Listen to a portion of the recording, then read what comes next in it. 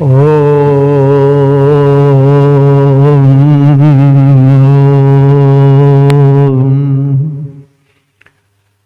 प्रेमियों, सभी श्रोताओं, संप्रति हम सब ऋग्वेद के प्रथम मंडल के 176वें सूक्त के चौथे मंत्र की व्याख्या में प्रवेश करने जा रहे हैं।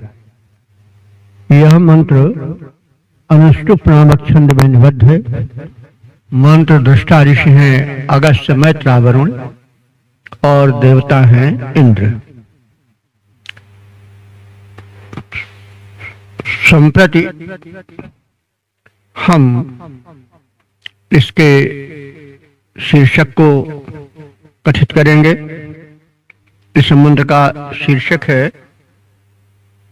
सत्कर्मी संपन्न हो, दुष्कर्मी विपन्न हो। अब संबंधित मंत्र का सर्वप्रथम पाठ हो जाए। ओम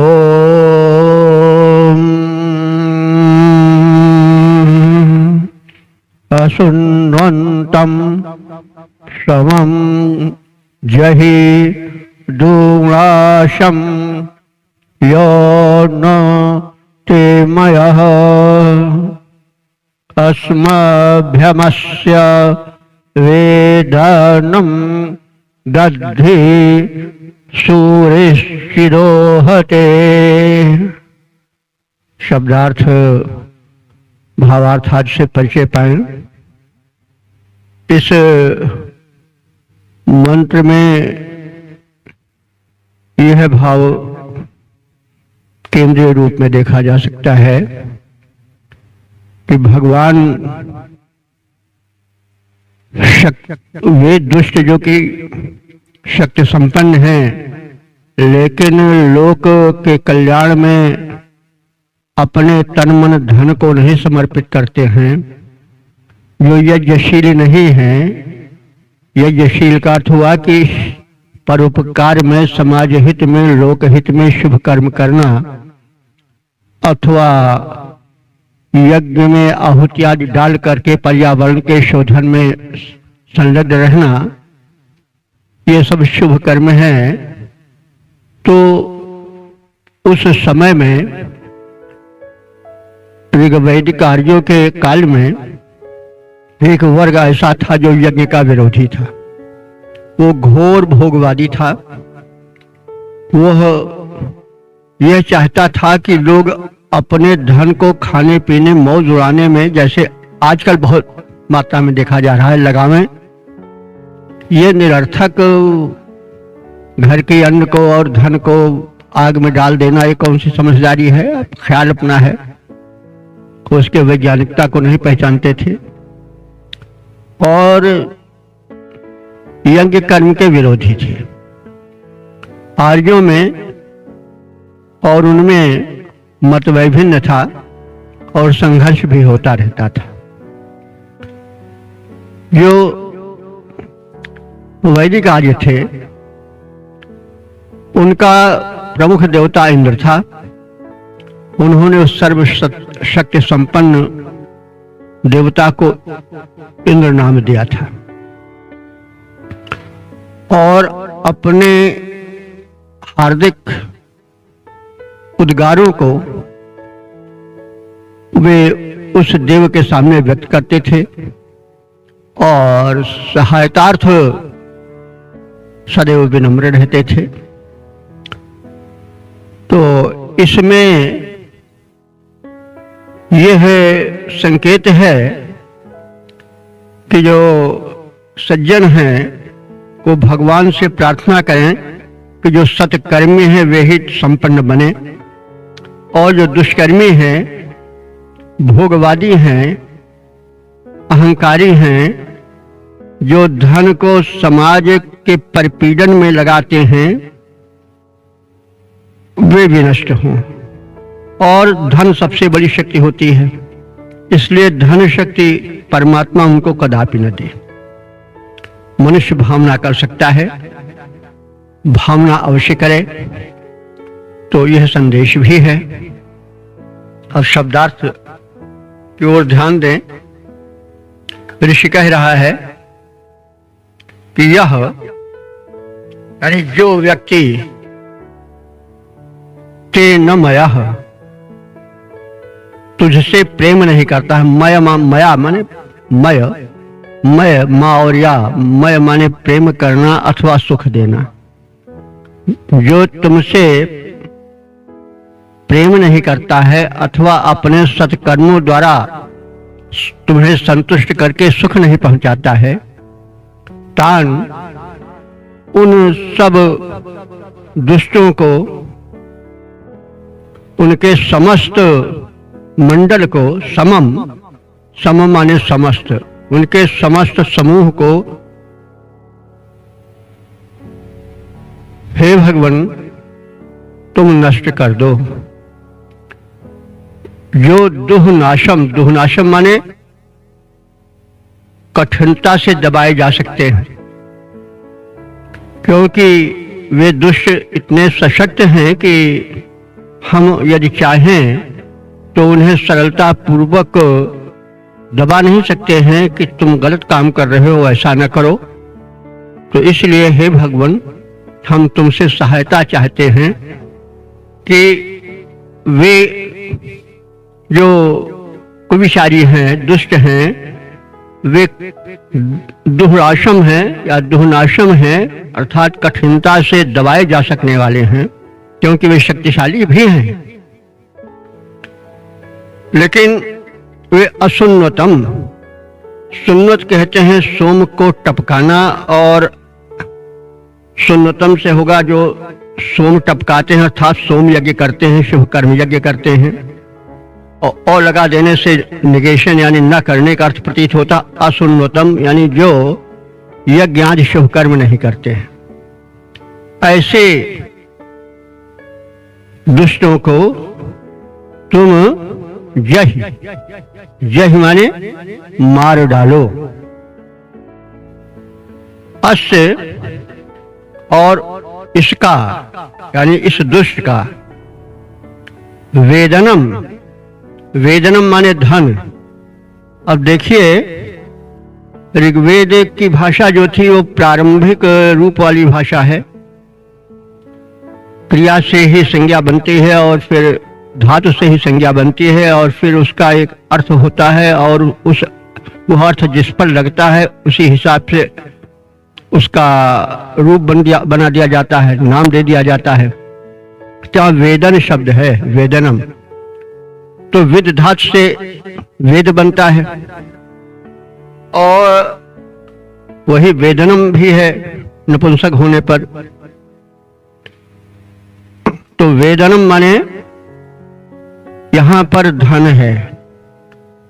अब प्रश्न हो सकता है कि भाई वेदन तो वेद को कहते हैं, ज्ञान के राशि को कहते हैं, और वेदन को अगर हम स्त्रीलिंग कर देते हैं वेदना हो जाता है। वही वेद से विद धातु से वेदन भी बना है, वेदना भी बनी है, वेद भी बना है। अब प्रश्न यह होता है कि धन के लिए यहां वेदनम क्यों आया? क्योंकि धन ही आदमी को ज्ञापित करता है, समाज में उसे जानने योग्य बनाता है। जो निर्धन है वह तो जैसे सूर्योदय पर दीपक की लौ नहीं अपनी ज्योति फैला पाती है, वैसे अपना यश और नाम और कीर्ति जो धनहीन है वो नहीं फैला पाता है। तो इसीलिए धन को वेदन कहा गया। वेदन क्योंकि वह मनुष्य को उजागर करता है, प्रकट करता है। तो अब वेदन के विषय में हम लोग समझ गए होंगे कि यहाँ पर वेदन शब्द जो है वो धन के लिए पर्याय रूप में आया है। तो क्यों आया है? क्योंकि धन से व्यक्ति जो है वो ज्ञापित होता है, जाना जाता है, वो मनुष्य को समाज में जानने योग्य बनाता है, इसलिए वेदन कह दिया गया। बाद में वो शब्द वेद के लिए और फिर वेदना के लिए भी वेदना भी जता देती है। अरे कष्ट है, यह वेदना ना हो तो हमें कष्ट की प्रतीति नहीं होगी, जैसे जब ऑपरेशन के समय शरीर शून्य कर दिया जाता है तो फिर कोई छुरा चलावे तो कष्ट ही नहीं होगा, क्योंकि उसकी वेद बनी वो हमें विदित नहीं करा पाता है कि तुम्हें कष्ट है। तो वेदना भी जो है वो अपना परिचय बरबस दे देती है कि देखिए हम यहाँ पर दर्द है, पीड़ा है, कराह निकाल देती है। तो इसीलिए वेदना भी है, लेकिन अंत में शब्द रूढ़ हो जाता है। चलते चलते किसी एक अर्थ विशिष्ट को पकड़ करके अन्य अर्थों को छोड़ देता है और वो अर्थ हल्के पड़ जाते हैं या बिल्कुल लुप्त भी हो जाते हैं। जैसे यहाँ पर वेदन शब्द है, वेदन शब्द का अर्थ धन के लिए आया है, धन का पर्याय बनकर आया है। लेकिन किसी से कहो भैया तुम्हारे पास तो बड़ी वेदना है, बड़ा वेदन है, हम कहो तुमको और वेदना दे दे तो चिढ़ जाएगा, अरे भैया यही करने आए हो, हमको वेदन दोगे, वेदन दोगे। तो क्योंकि अब अर्थ लुप्त हो गया है, यद्यपि मूल सबका एक ही है। तो वेदनम माने धन, तो अस वेदनम माने इस दुष्ट के वेदन को, धन को, जिससे वह अधिक शक्तिशाली बना हुआ है, उसको अस्मभ्यम हम लोगों को दधि माने दे दो, ताकि हम लोग उसको सत्कर्म में लगाकर समाज हित में और परोपकार में अग्रसर हो सके। आगे कारण बता रहा है कि सूर्य, सूर्य माने ज्ञानी। तो जो ज्ञानी होते हैं, ज्ञानी कौन है? जो सत असत्य को जाने कि क्या अच्छा है क्या बुरा है। ज्ञानी का मतलब नहीं है कि कोई मतलब बुरे अर्थ में कि कोई चोरी करने का खूब ज्ञान रखता है तो ज्ञानी है। ज्ञानी वह है जो सत्य और असत्य का, अच्छे और बुरे का निर्णय कर सके। तो यहाँ ज्ञानी उसी से है। वो यह कारण बता रहा है कि हमको धन क्यों दो, यानी हम ऐसे लोगों को जो कि समाज के हित चिंतन में संलग्न हैं, उन सबको धन इसलिए दो कि आपकी कृपा से हम सत असत को पहचान लेने में सक्षम हैं, इसलिए ज्ञानी कहे जा सकते हैं। तो वे लोग जो कि ज्ञानी हैं, सच्चे सत और असत के पहचानने वाले हैं, वे ही चित, चित माने ही, तो वे ही ओहते धन प्राप्त करे, यानी सत्कर्मशील ही जो हैं वो धन प्राप्ति के सच्चे अधिकारी हैं, दुष्ट नहीं। क्योंकि हम लोग जानते हैं, नीतिकारों ने कहा है कि विद्या विवादाय धनम मदाय शक्ति ही परेशान परिपीडनाय। जो दुष्ट होते हैं, अगर उनको विद्या धन मिल गया तो विवाद में उसको लगावेंगे, कोई न कोई अड़ंगा खड़ा कर देंगे, कोई न कोई विवाद पैदा कर देंगे। तो यह उनकी विद्या दुष्टों की विवाद के लिए होती है। धनम मदाय, अगर उनको धन मिल गया तो घमंड में भूल करके सबका अपमान करते फिरेंगे, सबको तुच्छ समझेंगे, किसी को अपने आगे गिनेंगे ही नहीं। तो धनम मदाय शक्ति ही परेशान परिपीडनाय, अगर उनको शक्ति मिल गई तो उससे दूसरे को पीड़ा पहुंचावेंगे, सतावेंगे। तो यह दुष्टों का स्वभाव है कि उनकी विद्या विवाद के लिए, धन घमंड के लिए होता है, शक्ति दूसरे को सताने के लिए होती है।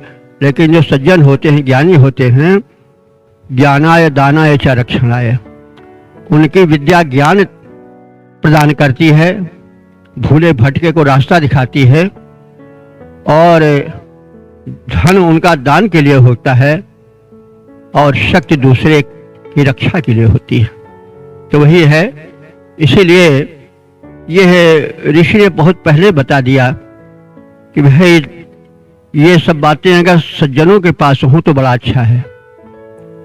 विद्या, बुद्धि, धन शक्ति ये सब सज्जनों की होती है तो सकारात्मक कार्यों में लगती है, शुभ कार्यों में लगती है। दुर्जन के पास होती है तो अशुभ नकारात्मक कार्यों में लगती है। इसीलिए विद्या विवादाय धनम मदाय शक्ति परेशान परिपीडनाय खलस्य साधो विपरीत में तत् ज्ञानाय दानाय च रक्षणाय। इसीलिए ऋषि कह रहा है कि भगवान धन उन्हें दे, विद्या उन्हें दे, बुद्धि उन्हें दे जो समाज के हित में संलग्न रह सके, क्योंकि इससे उनके शिष्य में संतुलन रहेगा। और वो विधाता यही चाहता भी है कि उसकी जो रचना है, प्यारी है सृष्टि, उसमें संतुलन बना रहे, सुख शांति बनी रहे, संतुलन बिगड़े नहीं। तो उस दैवी संदेश को इस मंत्र में फैलाया गया है, संदिष्ट किया गया है। तो हे भगवान, हे इंद्र, जो सत्कर्मों द्वारा तुम्हें सुख नहीं दे पाते हैं, जो शुभ कर्म यज्ञ नहीं रचा पाते हैं, जो शक्तिशाली होने के कारण कठिनता से दबाए जा सकते हैं, हे इंद्र, ऐसे दुष्टों को तुम मार डालो, विनष्ट कर दो। उन दुष्टों की धन संपत्ति हम उपासकों को प्रदान करो। जो सत पथगामी हैं, शुभकर्मी हैं, वे ही वास्तव में धन ऐश्वर्य प्राप्ति के सच्चे अधिकारी हैं। अब इसके पद रूपांतरण पर दृष्टि डालने, जो तुम्हें नहीं सुख दे पाते, हे भगवान, हे इंद्र, जो तुम्हें नहीं सुख दे पाते, अपने सत्कर्मों के द्वारा जो अनियंत्रित हैं, शक्तिपूर्ण, जा सकता नहीं जिन्हें मारा, हे भगवान तुम मारो उनको, हे भगवान तुम मारो उनको। फिर उनकी संपत्तियां सारी सज्जन सत्कर्मी में बांटो, जो उनके सच्चे अधिकारी, जो धन के सच्चे अधिकारी।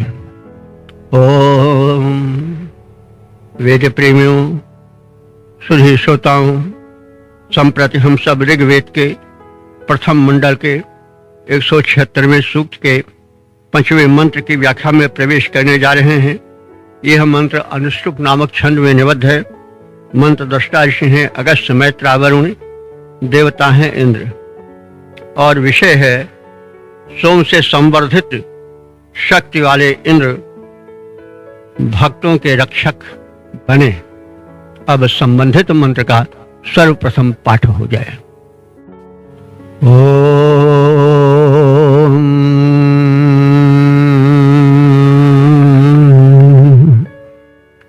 आओ यस्य द्विवर्ह सोर्केषु सानुषगसत आजाविन्द्रस्येन्दो प्राओवाजेषु वाजिनम्। शब्दार्थ आज से परिचय प्राप्त करें। संबंधित मंत्र में सोम की प्रथम प्रार्थना की गई है कि वे इंद्र ऐसे लोकोपकारी परम देव में उत्साह उत्पन्न करें, और जो उनके सहायक देव हैं अथवा मनुष्य हैं, उन्हें प्रत्येक युद्ध में, चाहे वह जीवन से संबंधित समस्याओं से, रोग शोक से लड़ना हो, चाहे सताने वाले शत्रुओं से लड़ना हो, उसमें वह शक्ति संचार बन करके उतरे। तो वास्तव में सोम शक्ति का वह प्रवाह है जो आत्मिक बल उत्पन्न करता है, शरीर में उत्साह पैदा करता है, बलवर्धन करता है, आरोग्य उत्पन्न करता है। तो आरोग्यवर्धक, बलवर्धक, उत्साहवर्धक सोम है, वह एक शक्ति का संचार है।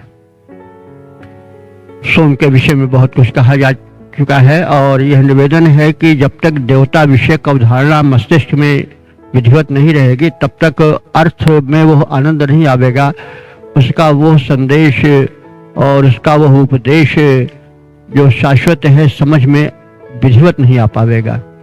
इसलिए निवेदन है कि मंत्र से संबंधित देवता विषयक अवधारणा सुस्पष्ट हो, यानी क्लियर कॉन्सेप्शन हो।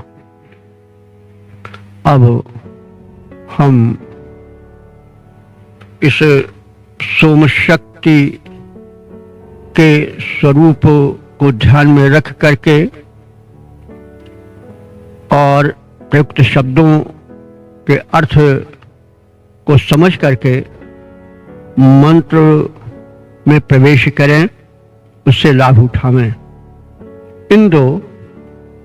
इंदो माने हे सोम। इंदु आजकल तो ज्यादातर प्रचलित है चंद्रमा के लिए।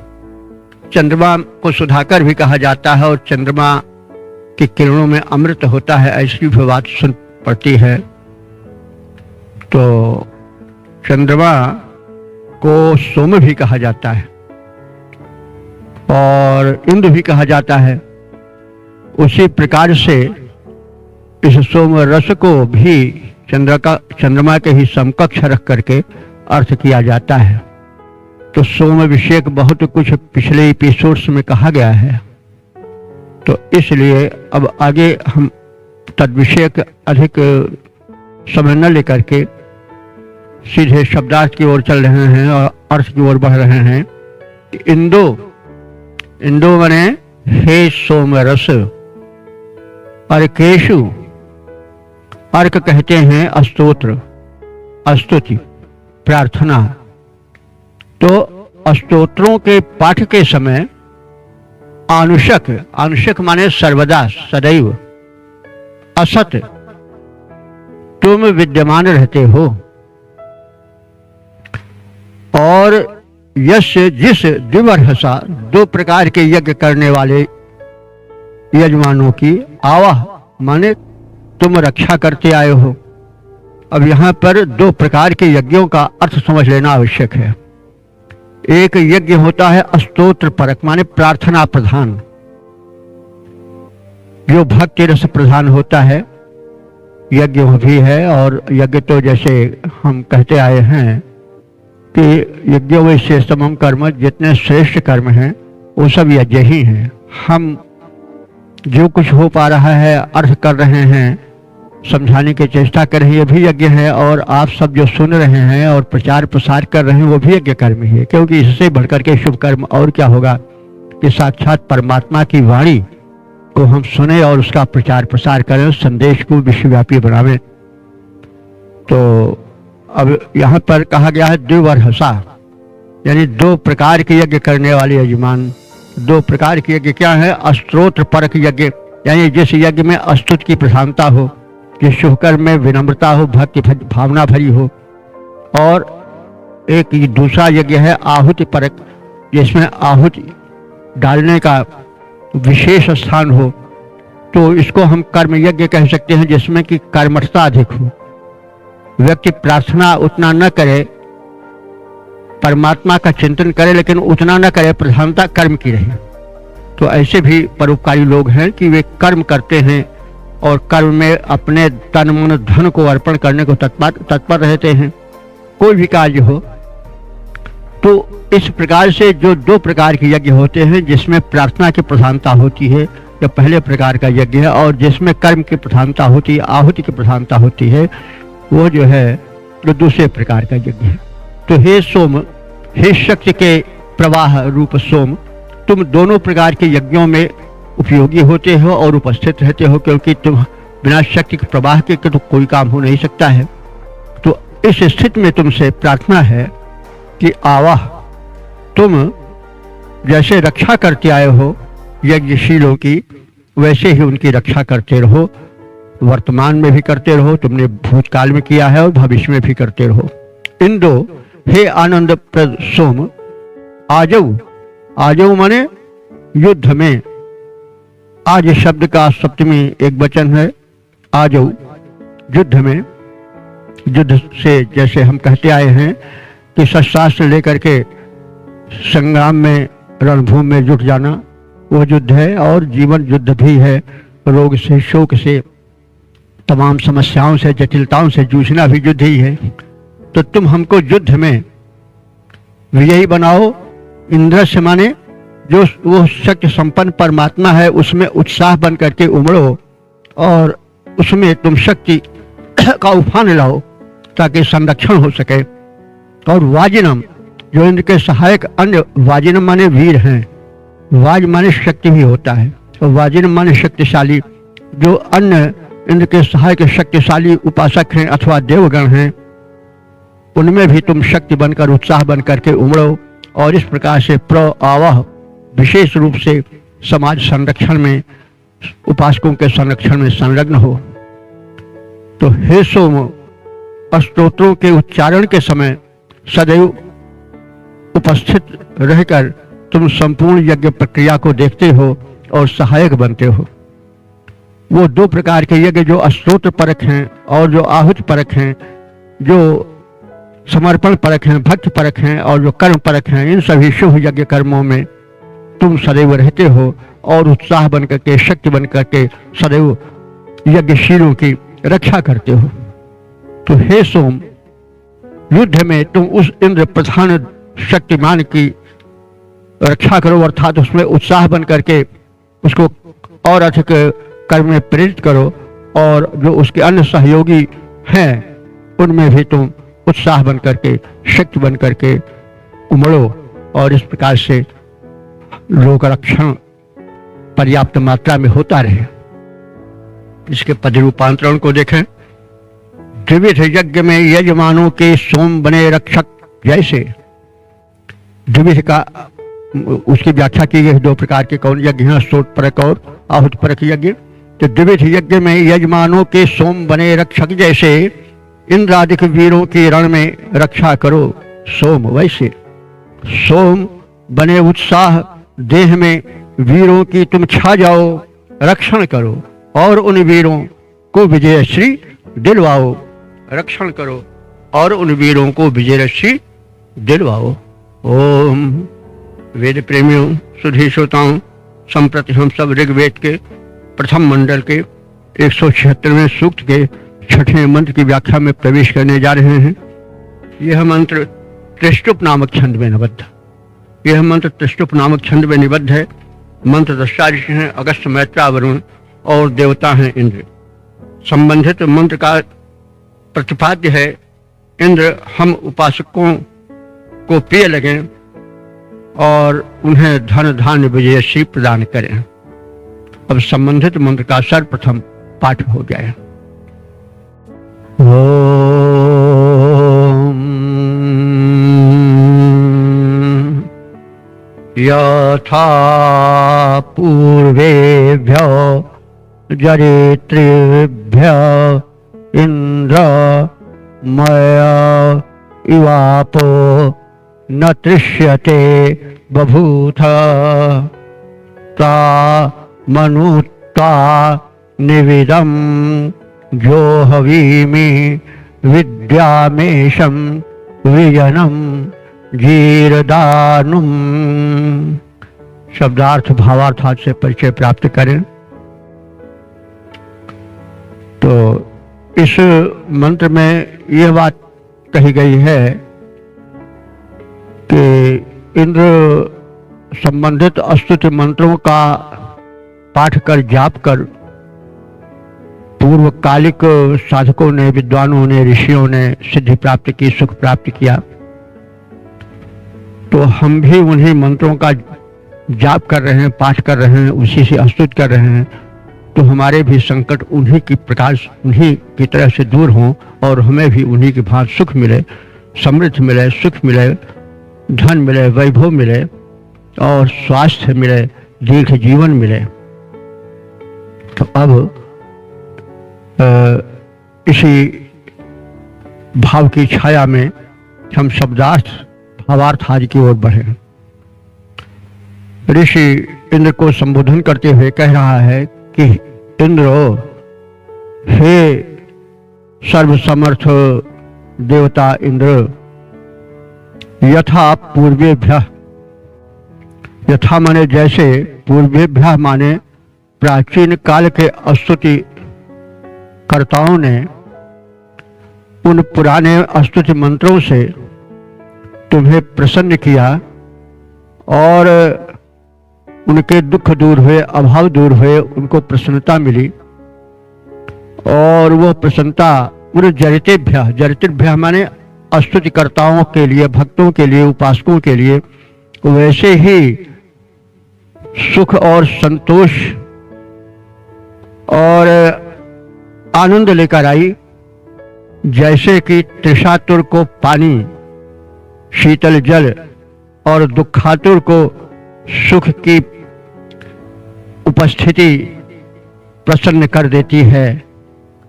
तो हे इंद्र, जैसे प्राचीन काल के ऋषियों ने उन स्तोत्रों को पढ़ा, गान किया, कीर्तन किया, जिनके द्वारा उनके दुख दूर हुए, अभाव दूर हुए और उन्हें प्रसन्नता प्राप्त हुई, वैसे ही प्रसन्नता प्राप्त हुई जैसे कि तृष्यते आपः, तृष्यते माने पिपासातुर को शीतल मधुर जल मिल जाए तो जो संतोष और जो सुख मिलता है उस तृषातुर को, वैसे ही उन प्राचीन स्तोताओं ने, स्तुतिकर्ताओं ने, जिनको जरिता कहा गया है, जरितृभ्यः, उनको जैसे सुख मिला था वैसे। और जैसे किसी कष्ट से कराहते हुए को सुख का एक ढेर, सुख का एक समूह मिल जाए, शुभ का एक समाचार मिल जाए और प्रसन्नता का एक अंबार, प्रसन्नता का द्वार खुल जाए और जिस प्रकार से उसे सुख मिले, संतोष मिले, आनंद मिले, उसी प्रकार से प्राचीन काल के ऋषियों को, स्तोताओं को तुम्हारे उन पूर्वकालिक मंत्रों से सुख मिला था, उनके दुख दूर हुए थे और जैसा कहा गया है उसी प्रकार से उनको आनंद प्राप्त हुआ था। तो अब उसी संबंध में, उसी प्रसंग में हम आपसे यह भी निवेदन कर रहे हैं कि हे इंद्र, हम भी उन्हीं प्राचीन मंत्रों से आपकी उपासना कर रहे हैं, तो आप उनसे प्रसन्न हो जाओ और हमें भी उसी प्रकार से सुख दो जैसे उन प्राचीन स्तोताओं को सुख मिला था। तो अब आपसे यह प्रार्थना और है कि अनुजो हुईमी, अनुजो हवीमी, जो तुम्हारी बार बार स्तुति करते हैं और बार बार तुम्हारे लिए कर्म यज्ञ करते हैं, तुम्हारी बार बार प्रार्थनाएं करते हैं, उनको तुम इन चीजों को और दो। वो क्या है? इशम, इशम कहते हैं अन्न, उत्तम आहार दो। और वृजनम, वृजनम माने शक्ति दो, बल दो। और जीरदानु माने दीर्घायु दो, क्योंकि यदि पुष्ट आहार नहीं मिलेगा, यदि शरीर में बल नहीं रहेगा, तो ही सब कुछ जो है वह शून्य सा रहेगा। आहार हो, शरीर में बल हो, और इसके साथ साथ बहुत आवश्यक है जीरदानु माने दीर्घायु। स्वस्थ दीर्घायु ना रही तो भी सब कुछ मिला तो भी न मिले के बराबर हो जाता है, क्योंकि जीवन ही के लिए तो सब कुछ है। तो इसलिए हे प्रभु, हमें आप प्राचीन मंत्रों से, जिनसे कि प्राचीन काल के ऋषि प्रसन्न हुए थे, उनके अभाव दूर हुए थे, दुख दर्द दूर हुए थे, उन्हीं मंत्रों से हम आपकी स्तुति कर रहे हैं। और आप हमें प्रतिफल में पुष्ट आहार दो, ईश दो। और वृजनम माने हमें बल दो। बल की कई कोटियां होती हैं, कई बार उनको बताया जा चुका है, तो हमें समस्त प्रकार के बल दो। और जीरदानुम मैंने देह आयु प्रदान करो, विद्याम हम उसे निरंतर उपलब्ध करते रहें। तो हे इंद्रदेव, जिन स्तुति मंत्रों द्वारा तुम पूर्वकालिक स्तुतिकर्ताओं को प्रसन्न किए थे और उनकी प्रसन्नता वैसे ही अनुभूत हुई थी, उन्हें उनका अनुभावन वैसे ही हुआ था उन स्तुतिकर्ताओं को, जैसे अत्यंत तृषातुर कोई शीतल जल को पा जाए और दुख से कराहता हुआ कोई ढेरों सुख पा जाए। तो अब आपसे प्रार्थना है कि वैसे उसी प्रकार से हम भी उन्हीं स्तुति मंत्रों से आपकी प्रार्थनाएं कर रहे हैं, स्तुति कर रहे हैं, समर्पण कर रहे हैं। तो हम लोगों को भी वैसे ही सुख, शांति, वैभव प्रदान करो और हमको अन्न दो, बल दो और दीर्घायु प्रदान करो। रूपम देह, जयम देह, यशो देह, दिशो जहि, ये दुर्गा सप्तशती में बार बार दोहराया गया है। रूपम देह, जयम देह, यशो देह, दिशो जहि। तो ये स्वाभाविक है कि प्रयोजनम अनुद्देश्य मूढ़ोपि न प्रवर्तते, कोई न कोई प्रयोजन होता है। ऋषि सरल हृदय से अपना प्रयोजन भी सुना देता है कि हम भाव भरी आपकी स्तुति कर रहे हैं, लेकिन उसके पीछे आप सब कुछ जानते हो, लेकिन फिर भी मैं आपसे निवेदन कर रहा हूं कि आप ध्यान दे करके हमें हमारी आवश्यकताओं को उपलब्ध कराते रहो, ताकि हम सुखी, संपन्न और सक्रिय जीवन बिता सकें।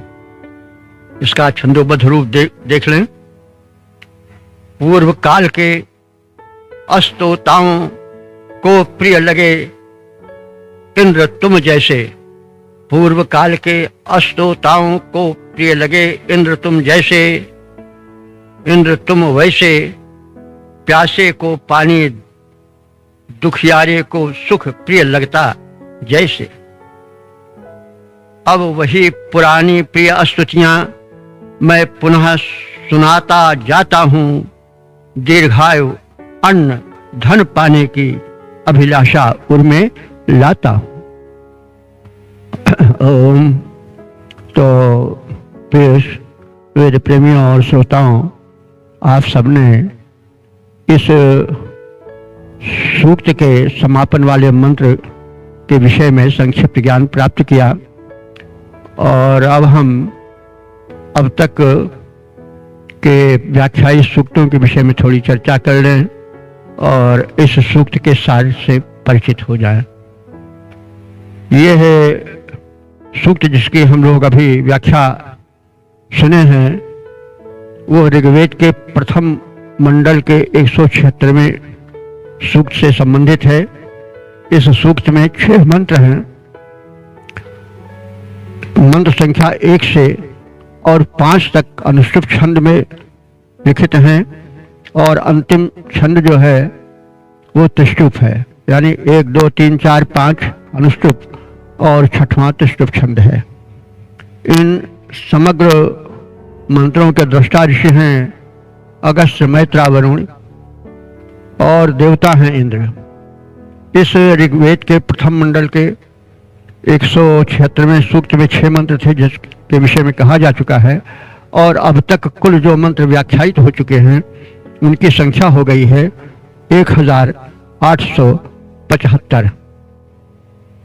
अब इस सूक्त के संक्षिप्त वर्ण विषय का परिचय हो जाए। इस सूक्त के प्रथम मंत्र में इंद्र से प्रार्थना की गई है कि वो सत्कर्मियों को उच्च जीवन दे और उन्हें जीवन के प्रति आकर्षण दे, यानी उन्हें जीवन की लालसा बनी रहे और उन्हें जिंदगी भार न प्रतीत हो, उन्हें जीवन सुखकर प्रतीत हो। और इसके साथ ही साथ सोम से भी प्रार्थना की गई है कि वो इंद्र में एक उत्साह की धारा बहावें, प्रेरणा प्रदान करें कि वे लोक कल्याण में, उपासकों के कल्याण में, भक्तों के संरक्षण में तत्पर रहें। दूसरे मंत्र में शत्रु संहारक इंद्र की भक्ति आवश्यक है क्योंकि किसी शक्तिमान की शक्ति का आश्रय लेना पड़ता है। मनुष्य का जीवन संघर्ष, अपने आप में संघर्ष का एक पर्याय है, क्योंकि मनुष्य को सदैव किसी न किसी रूप में युद्ध करना ही पड़ता है। कोई आवश्यक नहीं कि युद्ध अस्त्र शस्त्रों के माध्यम से ही हो। वह युद्ध कभी स्वास्थ्य को लेकर होता है, रोग शोक से होता है, कभी अपने भीतर बैठे हुए काम क्रोध लोभ मोह आदि से युद्ध होता है। बल्कि यह युद्ध तो बड़ा भयंकर होता है। कष्ट तो सच्चा यही देता है, कष्ट तो वास्तव में इसी से मिलता है। तुलसीदास जी ने एक स्थान पर भगवान से प्रार्थना की है कि हे भगवान, तुम तो एक एक शत्रु से ही पीड़ित की रक्षा करते हो, हमको तो अनेक शत्रु पीड़ा दे रहे हैं। कि एक एक रिपुते त्रासित जन तुम राखे रघुवीर, एक एक जनते एक एक रिपुते त्रासित जन तुम राखे रघुवीर, अब मोहि देत अनेक दुष्ट दुख कसन हरहु भव पीर। तो लोभ ग्राह दनुजेश क्रोध कुरुराज बंध खल मार।